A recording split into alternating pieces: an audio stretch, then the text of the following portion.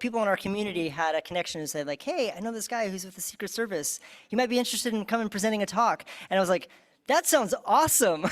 So just talking about cyber trends and cyber fraud that they're seeing across.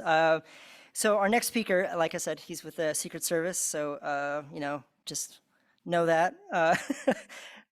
Special Agent Christian Ebel has been with the Secret Service for about 20 years. During that time, he's been assigned to the Counter Assault Team, Presidential Protective Detail, Obama Protective Detail, and the Indianapolis Field Office.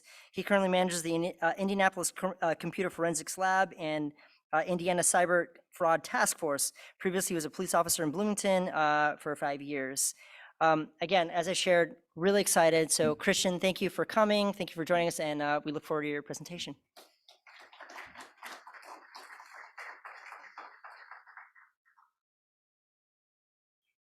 All right. So like Ryan said, my name is Christian Ebel. There was about a 5-hour window where I was submitting this where I wasn't sure if I was going to go to Australia with the president. So Choplin was going to be my backup. And then Biden canceled that trip to talk about the debt ceiling. So I'm in Fort Wayne instead. But I don't have to fly for 36 hours to go to Australia. So like Ryan said, my name is Christian. Yesterday was my 20th anniversary with the Secret Service. I was a cop in Bloomington for 5 years before that. I started in the Secret Service in the Indianapolis field office. I did 8 years there. The last 6 years of that was in computer forensics. Then I went to DC. I was on the counter assault teams, like the presidential SWAT team. I did that for about 4 years. Then I was on the suit and tie president's detail for a couple of years. And then after Obama left office, I transitioned to his former protective detail and did that for about 1.5 years before I got to come home about 5 years ago. So today we're going to talk about some threats and trends in what we're seeing in cyber fraud. I'm going to talk, I'm sure many people are familiar with these: ransomware, business email compromise, SIM swapping, and then some crypto theft and pig butchering. So most of the time that I give this talk, people have no idea why the Secret Service is giving this presentation. They think of us as, the Clint Eastwood in the line of fire running next to the limousine people, which we are. But we were actually started in 1865. President Lincoln signed to have us started because at that time about 1/3 of all the currency in circulation was counterfeit. So nobody had any real faith in the government's currency. So they formed the Secret Service to investigate that. We did that for a few years.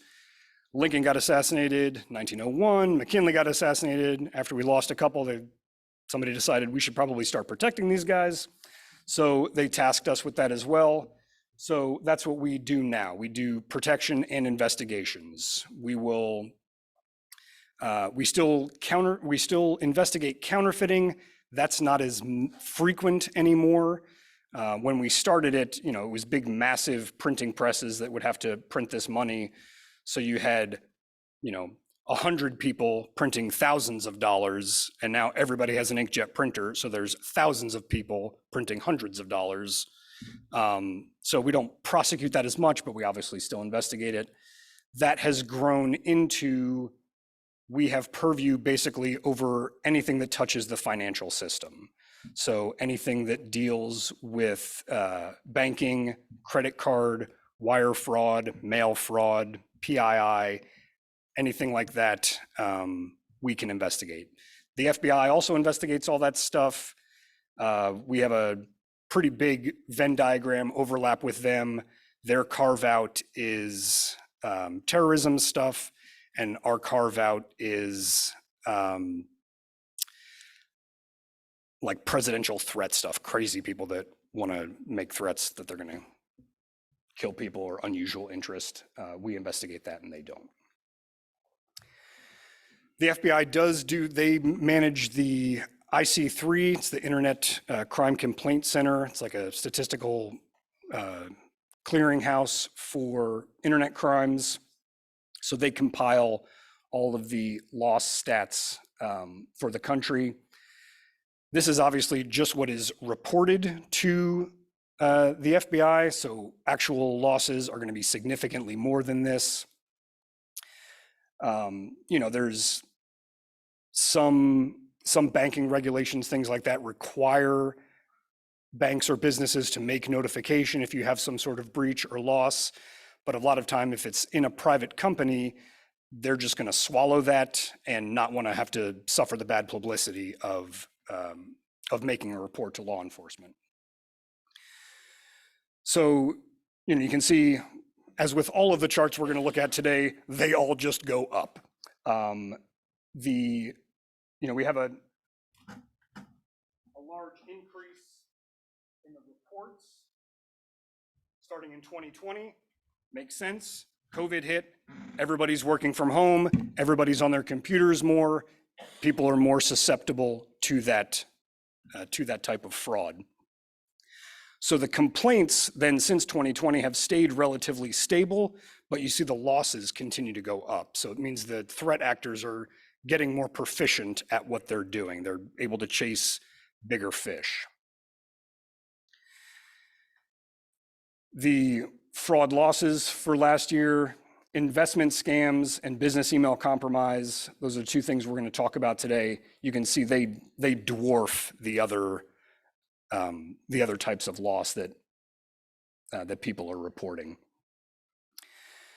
And down at the very bottom is crimes against children, doing computer forensics. That's also a lot of the cases that we work because we're examining people's hard drives and finding pictures that they shouldn't have. So those are not a huge loss driver of the types of cases that we work, but those are very rewarding cases to help on. Fraud loss by age. This should not be a super surprising chart. Younger people are a little more tech savvy. They also don't have as much money to lose. The older people, a little less comfortable with technology, and they've had their lifetime to build up their net worth. They are a very ripe target for fraud actors.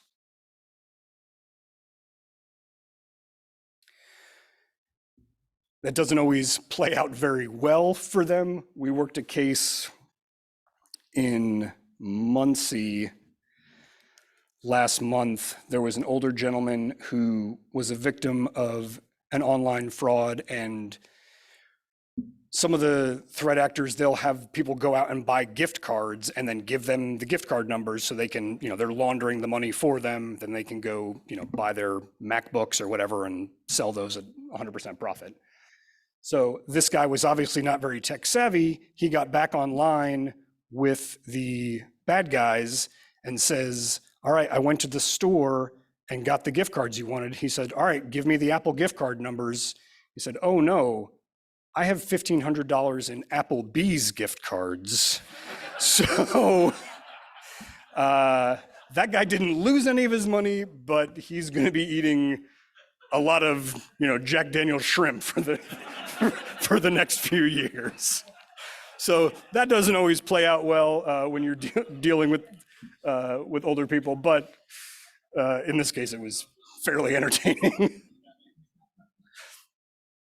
All right, so ransomware, I assume most people in here are familiar with what ransomware is.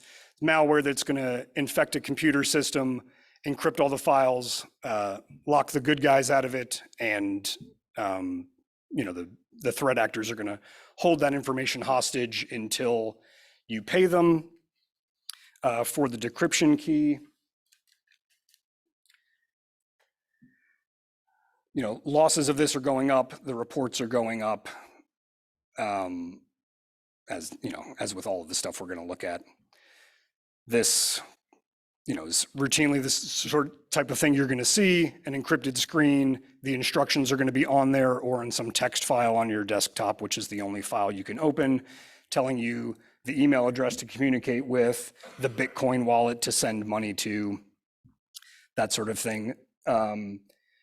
This has definitely gotten more sophisticated. Initially, bad guys were just sort of using whatever they could find on this. So in the early days, if people called us, we could not uncommonly find a public decryption key for their files and just unlock them for them. Those days are pretty much gone. The threat actors have moved on from that.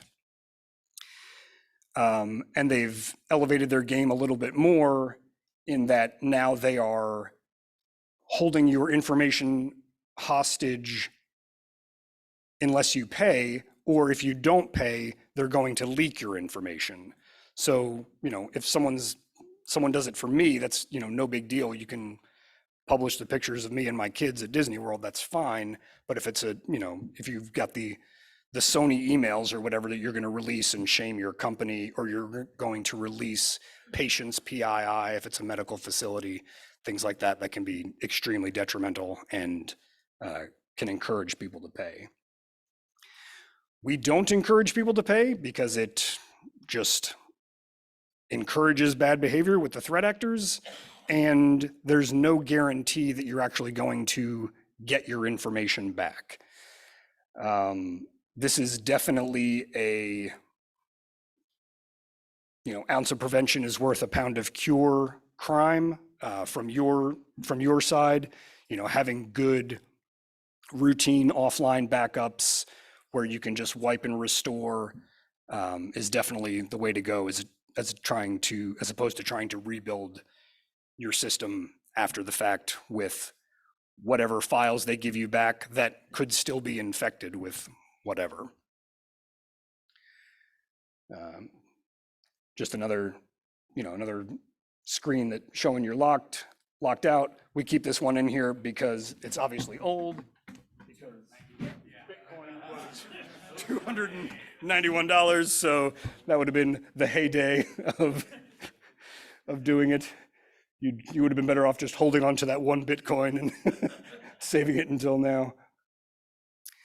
Okay, so like we talked about, ways of preventing this: updating your operating systems, patching, getting online backups, strong passwords. This least privilege for user accounts, having a zero trust for your system where, by default, people aren't allowed to do things, as opposed to by default, they are allowed to do things, can make it much easier to prevent this from happening. If you're hit, you can report it. You can. We have network specialists that can come out, and we won't fix your network, but we can try and diagnose what happened. So whatever that's worth.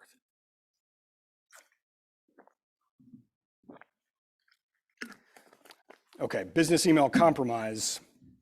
So if ransomware is, more of a smash and grab, like it's obvious when it happens, business email compromise, this is a long game. This is the long con. So this is a fraud scheme where, as the bad guy, I infiltrate your email system and can basically follow your business practices through your email. So if I get you to click on a link in an email and I have access to your computer, I'm going to change your Outlook rules. So every time you get an email, it forwards it to me, and then it marks it as unread in your inbox and deletes the forward from me from your sent folder. So I'm just reading your email, and most of the time, no big deal. But these are, as we'll see in a minute, the businesses that are most susceptible to this are real estate and construction. These are people that are doing massive money wires for, buying huge combines or down payments on houses, things like that. So, for any of us in here, presumably the largest transaction we're ever going to do is buy a house. That's going to be the largest cash transaction, you ever make, is putting that down payment down. So if a bad guy is reading my email and sees, or even better for them, I've infiltrated the title company and I see, oh, there's a closing tomorrow. I see that, all right, hey, you're putting your $200,000 down on your house. I'm going to see that email, and then I'm going to send you a different email from, a domain that is one character off of the domain that the legitimate email came from, or, some small tweak like that, and say, hey, the wiring instructions changed. This is now where we need you to send that money. It looks like it's coming from the legitimate source. It happens all of the time. As we saw back here, BEC is the number 2 loss driver in cyber fraud. So running through a case on this. So we had a network breach at a company in Ohio, and they got into the accounts payable department, which is gold for them. So they took the name of the Ohio company and they set up an LLC in Oregon with the same name. So it's a legitimate business, or a registered business with the same name. The bad guys see a $1 million bill coming due from this company in Minnesota. So they, like I said, they change the email, alter by one letter. They send the Minnesota company new wiring instructions. The Minnesota company thinks that they're paying their bill, but they're sending all the money to Oregon. As soon as that money hits Oregon, they start funneling it out to other accounts. This can be, if it's through Bitcoin, they're, through the ransomware, like they'll just throw that into mixers or tumblers and, and feed that out to other accounts. If it's actual cash transaction or, money transactions, they will routinely post jobs on Craigslist or Facebook where my entire job is, do you have a bank account? You can make money. I get transfers into my bank account, and my only job is to then transfer that money back out. So money gets wired into my account, I send it somewhere else. I take my $100 out of each transaction I do or whatever to get paid. These money mules are most of the time willfully ignorant that they are part of a criminal scheme. We have charged a few of them federally in Indiana, but most of the time it's more a sad situation. They're down on their luck people that are trying to do whatever they can to make some money, and they're not really going to charge them federally for that. But the problem that causes for us, especially if that money makes 2 or 3 hops, is if I have to get a subpoena for IP address records for some sort of transaction, I may be able to get that for you because T-Mobile is going to save that for 90 days. And then the next hop, I may be able to get it for you if we're still in with that 90 days, but then the IP address that comes back to you, Sprint has already purged that one. They don't have any records of who was assigned that IP address. So those, they can, make us dive down rabbit holes because, we serve a subpoena and then the company has a month to produce the records. And then we have to go through all those and find out what are we trying to learn from this one, and keep diving down. They just keep making steps that we have to take. And ultimately, the majority of this money is going overseas anyway, which makes it difficult to claw back. If anyone here is in the banking system or your company deals with wires, if we find out quickly, like within 72 hours, there is a process that we can use to wire transfer kill chain process that will claw that money back. It'll stop the transfer and pull it back. So we don't have to have a case open on it. We don't have to have a suspect. If you call your Secret Service office, which if you're all in Indiana, that's me, we can work to get that money back for you, or for your customers. Like I said, manufacturing, commercial services, and real estate, this is where people are making huge transactions. If I'm buying a huge combine or an office building or something like that, that's going to be, a massive wire transfer to cover those. It's super common, happens in all 50 states. They go all around the world. All the the majority of the funds going to Hong Kong, Thailand, China, Singapore, Mexico. So they're, some of those up there are definitely not places that are going to cooperate with us if we're trying to get money back. This is, for this sort of fraud, these are common, like different types of fraud are going to route through different places. A lot of the people running like romance scams, that's sort of the evolution of, the Nigerian prince thing. And it's the Nigerian prince because that's really is all West Africa. Like it's all that money is going through there. And then there's a lot of the crypto stuff is also going to Asia, or the Russians are very good at that too. BEC, like everything else, just keeps going up.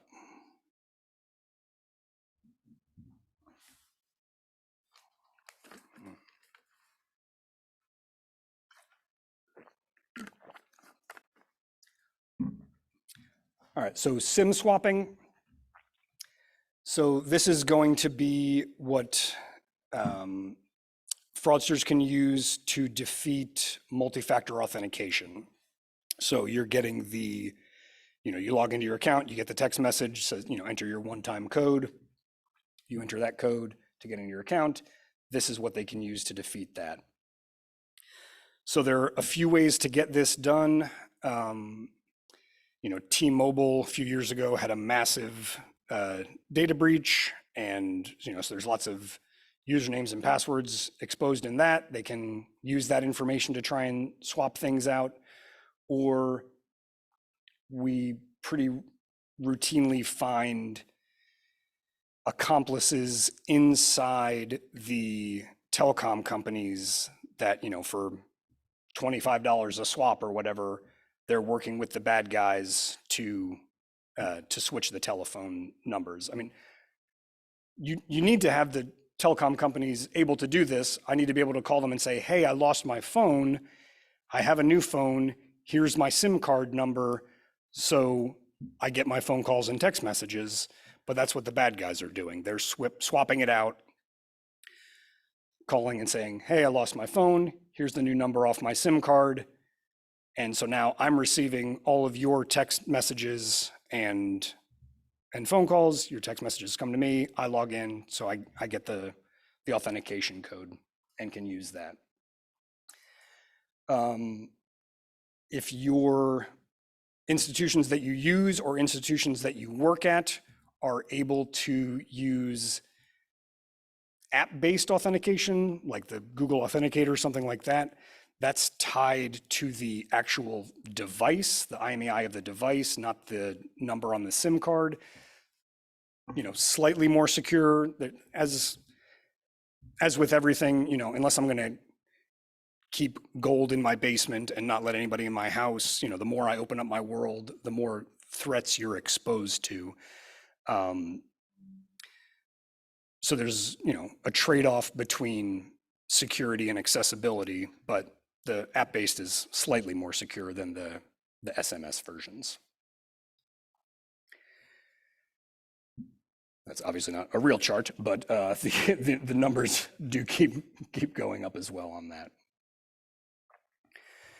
So crypto thefts, this is what we are anticipating is going to surpass BEC in fraud losses for us.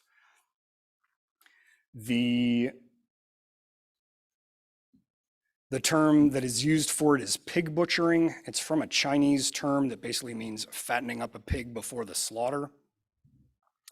And this one is definitely a long con directed at an individual. So a lot of these start on dating sites, because you are out of the gate, you're finding people that are somewhat lonely or have some free time. Or a lot of these also start with those random spam messages like, hey, it's Mark, how you doing? And then you're like, or hey, Mark, how are you doing? And you reply, this isn't Mark, wrong number. Like, oh, I guess we were just meant to talk to each other. And they're just trying to strike up a conversation that way. These people, the way this scam works is we're going to talk for a few weeks and I'm going to get to know you and I'm going to drop casually into conversation that, oh, hey, I got to go, you know, the market's somewhere about to open. I'm going to go do some crypto investing, and I just leave that lay there. And then later on, I bring it up again. And if we're ever, you know, the topic of money comes up, like, well, hey, I could help you invest in this if you want. And, you know, especially if you were in that's why the dating apps are very good at this. If we're trying to establish a relationship, you know, I don't want to push you off. I don't want to, you know, if I'm the victim, I don't want to seem like I'm not interested in the things that you do. Or if I'm the guy and you're the woman in the relationship and I don't want to seem like I don't have enough money to be impressive or whatever, like maybe I'm going to invest a little bit with you. So the fraud actors have created apps that they will walk you through loading. These are obviously not available in the Play Store or the Apple Store, but they're going to help you sideload apps onto your phone. And it looks just like Coinbase or Binance or whatever sort of crypto investing platform you want to use. I invest my $500 with you, and surprise, since they're controlling the back end of this app, I see gains in my investment. And the genius part that they do on this one is they're going to let me take money out. So if I invest $500 and 2 weeks later, I've got $1,200 in there, they'll give me $1,200.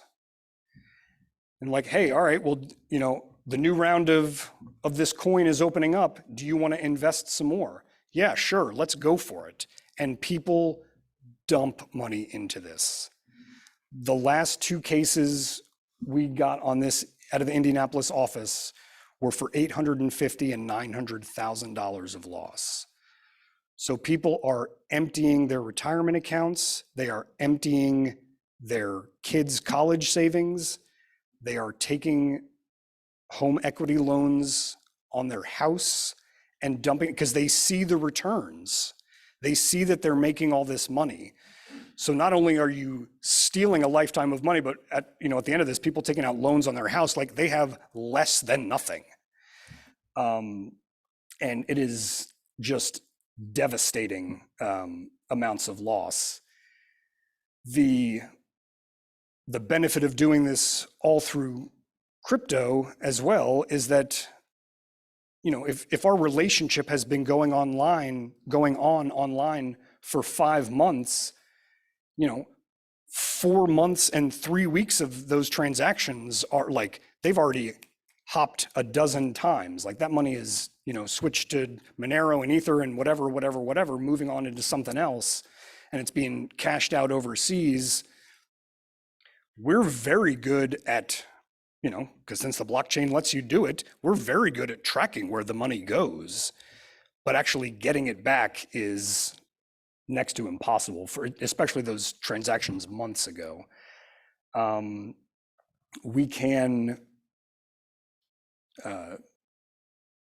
you know, we throw all those accounts that those wallets that it goes into, you know, into our tracking software, and we can, you know, see if there's any overlap between different cases and different field offices, common threat actors, and we have been able to do some stuff overseas or claw back some of that money, but a lot of it honestly just it's gone. So this is the way that the trends that we're seeing. This is definitely going to keep increasing.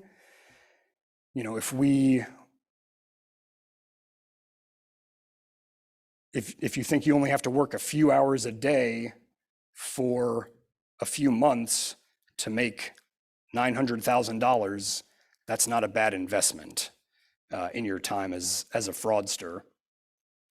A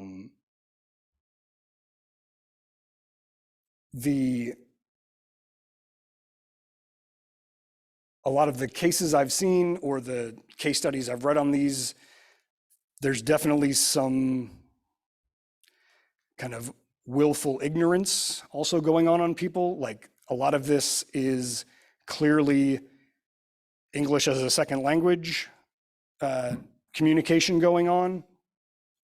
You're also not going to be talking to the same person all the time. Like I'm going to work my shift and then you're going to come in and work your shift where we're just talking to whoever happens to be texting with us. There was a report I read, a cyber fraud investigator was communicating with these people just to try and get information on how it worked, and got a few messages that were like, they were clearly using Google Translate, like he got them in Chinese and then the message was quickly deleted and then put back up there in broken English. So this one particularly seems to be coming from China specifically. I mean, there's a reason that it's named after the Chinese term for fattening the pig for slaughter. And you can see this, the crypto one is just taking off. It's a combination of the if Matt Damon's talking about it in the Super Bowl, like this has got to be a good idea sort of thing. It's in the zeitgeist, but people don't really understand it, don't know how it works, they think of it as an investment more so than like really just gambling with most of it. But the ability to create that app with the back end server that that's showing you your returns is really pretty slick. It's well done. And when we find them, we track and try and shut down those the domains that are serving those serving up the apps or serving up the back end information off of it. But that's a game of whack-a-mole. Like I can take down your domain here and you're just going to change a letter and open up another one. So with all of these, this is definitely education. Proactive measures are the steps we want to take to try and stop this from happening in the first place, as opposed to trying to get that back on the back end. I tore through that. So I am sorry that was so quick. Does anybody have any questions about that or anything related to Secret Service at all? Yeah. Yeah, so when you see ransomware, Mm-hmm. I'm thinking more corporate and individual.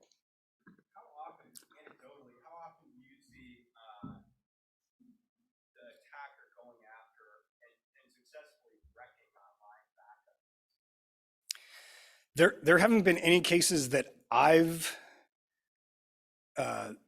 investigated or heard of in the service where they've successfully done that.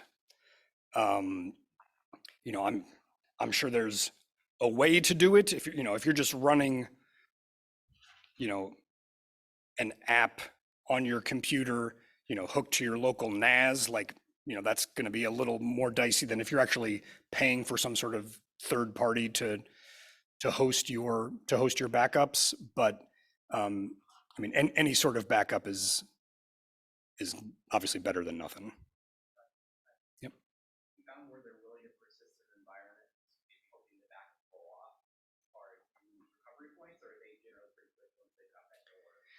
No, I think what we've seen is they definitely try to push for speed. That's the the longer I can hold out as a victim, I can realize that, okay, this backup is going to work, or, oh, we don't need that system at all. Like I can rebuild it from the ground up. In a pressure situation, we all can make worse decisions. And if you have that time crunch of you have 48 hours to pay the ransom or it's going to double, or you have 48 hours to pay the ransom or I'm going to release all of your information. It's with ransomware, that's more of the short hit on that one is what they're looking for on that. Yeah. Yeah, go ahead. I was gonna say, do they usually release the information if you withhold payment? Have you seen cases of that? Not routinely, no. I mean, like Sony is really the only one that I'm super familiar with them releasing it, and that was like the North Koreans weren't really interested in getting a ton of money out of it anyway. Like they wanted to strike back because the dictator movie. So they just wanted to embarrass people anyway. But if if I'm a business that deals with PII and I'm going to, have some sort of fine levied against me for each instance of PII that's exposed, then I have to play that balancing game of, okay, if it's going to cost me $100 for each piece of PII and there are 10,000 of them, like maybe I just pay $10,000 to get my stuff back and I'm, saving $90,000. They can, yeah, right. Yeah, you hope. Yep. No.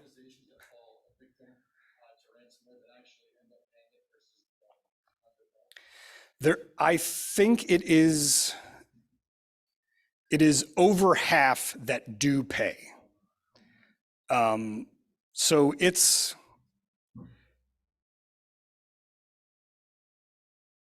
a good business for the bad guys.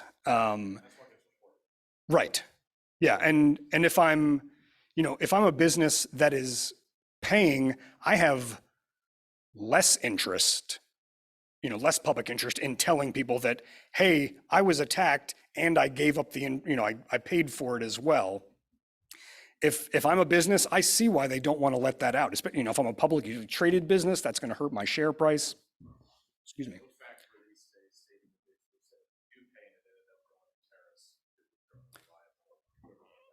Right. That is, yeah, that's another reason that they encourage people not to pay, because they think it could go to fund terrorism.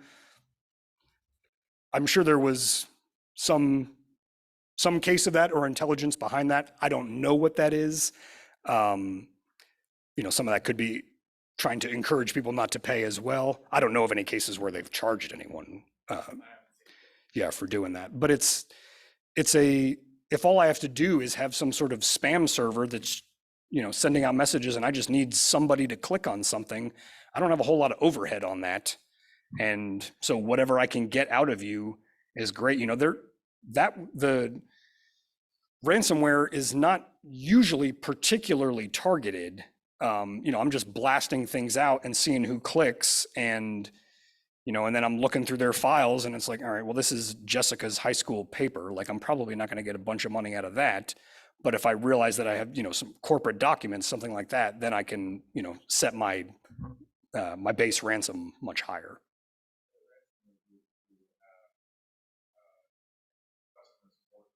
Oh yeah.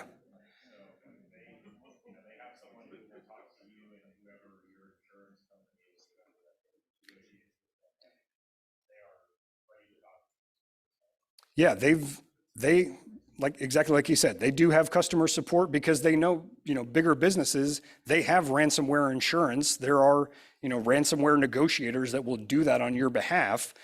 So it's the main bad guy and the main victim, and they both hand things off to the middlemen to work things out to show you, because they'll routinely hey, I want to pay the ransom, but I want to know that you still have my stuff.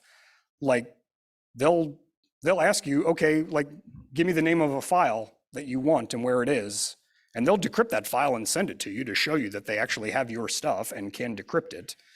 So it's, it's pretty terrifying. Yeah. So if like big butchering and BBC playbooks, Yep. these are playbooks we know. Would it not behoove the government to potentially spend a little money in marketing to try to get this out there? That way we would have to spend less on investigations. Yes. And that's sort of market dependent. There's a React task force out of San Francisco that does a lot of the, that has people nationwide, but they do a lot of the crypto tracing and work in these types of cases. They do try and put out a lot of publicity, but it's, if the US Attorney's Office or DOJ releases a press release, like how many people in here read that? Okay, 3, like we got it. I mean, so people do try, but it is like, it's my boss in the Indianapolis field office, like went and did an interview on, WTHR in Indianapolis to talk about elder fraud. Like, okay, so we're going to reach those million people in Indianapolis, but so maybe they won't click on it and, they can eat somewhere other than Applebee's, but it's routine with so many of these, there is always going to be low hanging fruit. And so much of what we have to do is we try and get people to not be the low hanging fruit. And unfortunately, if I'm not, somebody else is going to be. Like there's always going to be the dumbest person in the room, even if they're kind of smart. I'm thinking of like Australia, how they've gone and done all these cyber awareness campaigns nationwide, ads on different websites and whatnot. Seems like it would almost be better for us to try to do something like that. Agreed. Yeah. Yep. Yeah. Going to the sustainable compromise. So you talked about wire. I know ACH technically transfers; those are different. So what are the rules between wire, like your investigation ability with regards to wire versus ACH? Is there a difference between timing of when you can possibly react to that, or what you have the power to be able to do? So the longest window we have is wire transfers overseas. That's our 72-hour window. Things that are domestic and ACH based, we have like anything that's financial, we can investigate, but the windows get shorter and harder on that sort of stuff. And bank regulations are weird in, they're check frauds are less of what we're seeing now. But for a long time, we were working so many cases where, I receive a fraudulent check, or, I'm gonna buy a car from you and I accidentally write, it's a $10,000 car. I accidentally send you a check for $15,000. Like, oh, sorry, I did that. Can you just, transfer me the extra money back? You deposit your check. Some banks have regulations that they're required to release that money within 48 hours. So they release it to you. Your bank tells you, yeah, that was like the money's in your account. Okay, that's good. So you send me the $5,000, and then 7 days later, it actually clears through the issuing bank, and they're like, well, no, that account doesn't exist. That check's fraudulent. You're still the one that's out the money, even though your bank told you that it was good. So the rules for individual banks or their transaction things can get real murky. But if you're doing domestic stuff, ACH can be really short windows. What would be your recommendation then to ensure a longer wire situations? Oh, if you're trying to reduce fraud at your institution, yeah, I mean stuff going overseas, that's probably the way it's going to go. But I'm talking domestic, because I've noticed some criminals are actually starting to use straight up just domestic bank Yeah, I mean, most of us in here have PayPal or Zelle or Venmo or whatever. Like, there's a lot of bad guys that are just using that too. But yeah, I mean, for a lot of larger things, you're gonna have to do domestic wires anyway. Like, I was terrified when I bought my house. Like, I was on 2 different phones. Like, okay, read me that number. Okay, this is the number they're telling me. Is that right?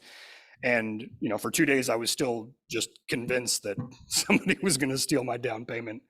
But yeah, I mean, even domestically, I mean, that window, can be like 48 hours domestically. So even it's not a mistake that a lot of these attacks are happening at 4:45 on Friday, because everyone's gone for the weekend and I have 2 hours or 2 days to rummage through your network where no one's going to see anything, or where even if some alert does go off on your network detection system or whatever, then somebody has to decide, well, it's Sunday, like, are we going to pay $400 an hour to have somebody come out? Like, no, we'll just look at it on Monday. We work with a group that proactively goes out and looks at other people's networks and can see if they're susceptible to this to ransomware stuff, and specifically scans for malware, like specific malware files on their system. Like, not only are you open to this, but this is already on your system. And we can get alerts to that, and those routinely come in on Friday as well. And we had one about 9 months ago where we called a company on Saturday and said, like, it looks like you are primed to get hit for this. And the guy said, all right, I'll look at it Monday morning, and came in, and 9:45 Monday morning, their entire system was locked down. So yeah, and yeah, it's that guy had a bad day. Yeah. Yep. The day was closing in my house. I got a BC 4 or 5 hours before the closing appointment. And the guy asked me, hey, can you send this 5 figures? He gave me like a Word document, the details of the account, like document and everything. Mm-hmm. And like every 30 minutes, like he sent me another email, replying and saying, hey, you need to do it now, like 4 days ago. This way you can finish your paper work in like 30 minutes. But at the same time, I was looking at December elections in RUC, and then I reported it to my email provider. And therefore, my lawyer, the one helping me, and he's like all the more tech savvy. He just used email, that's the only technology. Mm-hmm. And he told me, yeah, I'll give you a phone number, but the only person you talk to, and you don't give anything, like you don't do anything online, and then when you have your appointment, I will be there. Yeah. I told him, yeah, no, that's like technology. Right. Yeah, so I was targeted, and I thought I messaged the closing company. Mm-hmm. Nobody did back to me, and then after I finished all the paperwork, I got my keys, and I said, can I talk to your like IT people? Yeah. You are targeted, you are compromised, because they use an email of somebody who already left the company. That's how you find on my own investigation. And they didn't care. Yeah, I mean, it's It was funny because I was working on the email security part. yeah, they're like exactly like we said before, they're trying to add that element of pressure, of urgency, or to avoid fines. The heartbreaking stuff on a lot of the pig butchering, things like that. When you're trying to get your money out, like, oh, it's not letting me do this withdraw. Oh, well, you have to cover, like, this is investing overseas, you have to cover the foreign taxes. So people are then dumping more money in to try and get their money out. And it's, you know, IT people are in a trick bag, and I mean, you're going to be the target of it. You know, when the initial Russian attack into Hillary's emails, they brought that to their IT person and said, like, is this good? Can we click on this? And he said, good to go. So yeah, that did not play out well. Yes, sir. Yeah, kind of two-part question. From the side loading app question perspective, I know you said they don't use the App Store, but more broadly speaking, I know a lot of bad actors are really using commodity platforms. You know, the same platforms and infrastructure that we're using to set up their infrastructure to leverage attacks, Azure, Google. So is there a better opportunity, or your views, are there increased opportunity for private-public partnership from the technology provider space? Can you talk a little bit about what you might see as opportunities there? And then the second part of the question is, in terms of wire fraud, how do you see, or what opportunities for improvement do you see around things like FedNow and Match's real-time ACH and those types of technologies?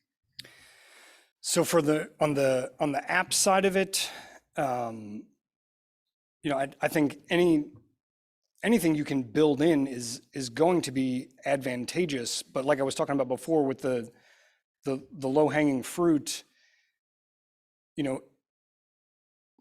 there's always going to be somebody that's going to fall victim to it. I don't have to convince everybody to load this app. I just need to convince you to load this app. The pig butchering one is definitely much more targeted. They will, you know, once we start communicating, if it's through a dating app or whatever, I'm the bad guy. I'm going to look you up on LinkedIn and Facebook and whatever. I'm going to try and find out, oh, like you're working at Popeye's Chicken. Okay, like I'm probably not going to spend my time wasting with you, or waste my time with you, but you're a retiree, you know, who worked at IBM. Like, okay, you've probably got some money, and I'm going to go after you. You run the risk there of some of those higher net worth people may be a little more tech savvy, so they may know to avoid, you know, doing the side loading thing. But like I said, for every, you know, if only 1% of the people that I talk to, ultimately I'm able to convince them to load this app in, if that person gives me $900,000, like I'm still coming out ahead. You know, it cost me half a cent to send, you know, 100,000 emails, or like, hey, Mary, what's up texts, and just see who responds. So I agree that like there is much more that can be done, and you can harden targets, but there are always going to be people that are susceptible to it. We've got a couple more minutes. Anybody else have anything before we swap out for the next one? Yep. Do you see any differences as far as the success rate for anyone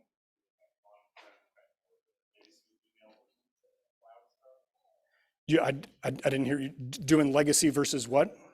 legacy email or on-site email versus using Google or Microsoft for their email? No.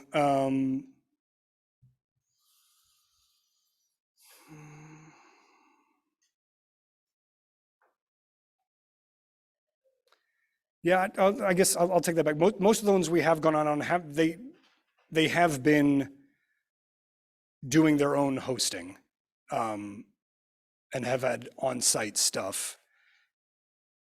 But the problem you'll run into a lot with those, like specifically the situation that you had, is an old user that wasn't purged. You know, there's no sort of, you know, every 120 days we, you know, when everybody has to change their passwords in the company, anybody who hasn't changed their password, their account is deactivated, that sort of thing. You know, you can kind of keep things a little cleaner that way. But yeah, it's, you know, a business that's running their own, you know, there's no, you know, I'm sure there are huge title companies, but there's no like the name and title company is, you know, Meridian title or whatever. There's no sort of global leader in that. You know, it's a lot of smaller shops that can be ripe for that sort of fraud. Yep. Seeing a bit more of kind of ransomware as far as ransomware groups or groups that really say we target this company, but really it's more of a fake thing. Have you seen more of that? Or I'm trying to figure out the motive kind of behind it. Yeah. Ransomware companies releasing that they've attacked somebody. Right, but not actually, they're not true. No, I mean, like the fake ransomware stuff I've seen is like specifically on my mother-in-law's computer. My computer's locked down. Like she clicked on something and it opened up a new Chrome browser tab that had that "you've been encrypted" thing on it. So she thought she was locked out of all of her files. And, you know, so she lives in Texas, so she's holding her phone up to show me, and I'm like, well, just click that little X up at the top. It's going to close that out. You know, so I sent her a bill for solving her ransomware problems. I mean, the only thing that pops to mind doing that is if you're doing it against publicly traded companies and you were trying to do some sort of stock short where, you know, I'm going to buy a bunch of shorts in Ford and, you know, release this report that Ford's been hit by ransomware. I only need the stock to dip for 15 minutes before they come out and counteract it, but I might be able to make some money off of that. That's the only thing that pops to mind on that one, why someone could do that way. Okay, well, we're in the phone book, we're on the internet. We have a public facing number. You can call us if you have any tech problems, or, you know, not tech problems. don't do that. And any sort of fraud, you know, we can open a case on something, or we can talk offline just to get advice, tips, whatever. What's your Tor server? I don't play there. Thanks, guys. I appreciate it.